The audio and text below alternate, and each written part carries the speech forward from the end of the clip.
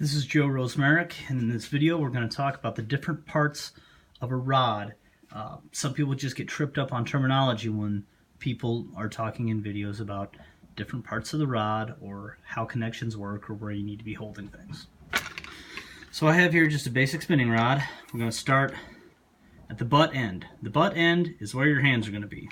This can be foam, this can be rubber, this particular rod happens to be cork. Going up the rod, you have what's called the reel seat. There'll typically be one end that's fixed, that doesn't move, and another end that'll either be screwed or clamped or somehow mobile to get a reel onto it. Optional feature, it comes in a lot of different varieties. This is called a hook keeper. It's usually towards the butt of the rod. It's something you can put a hook in to keep your line tight in storage and transport.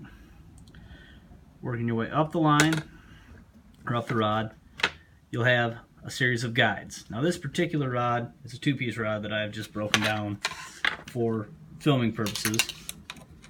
The number of rod guides that you have, generally better rods have more guides and lower quality rods have less guides.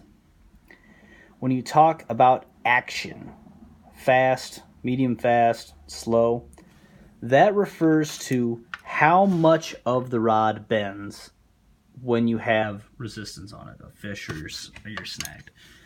On a fast rod, such as this, only the first 3-4 rod guides get engaged, and the rest of the rod holds itself straight. That's called a fast action rod.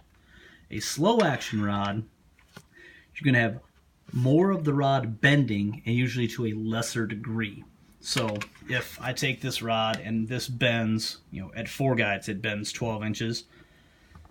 If you have a slow action rod, it might take the entire 6 or 7 foot of the rod to get that same amount of bend. And then when they talk about power, light, medium, heavy, heavy, that's basically just the thickness and the strength of these materials. How much force does it cause? Does it require to bend? How big of line can you use? How big of lure can you use?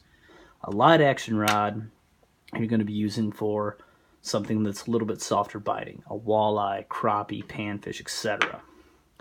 If you get into something that's a little bit more aggressive, a little bit stronger bite, medium heavy is typically what I use for largemouth and smallmouth bass. And then a heavy or extra heavy rod is when you're getting into large catfish, large northern pike, muskie, things of that nature. So hopefully understanding the terminology will take some of the mystery out of looking at different rods when you're trying to get set up to go fishing.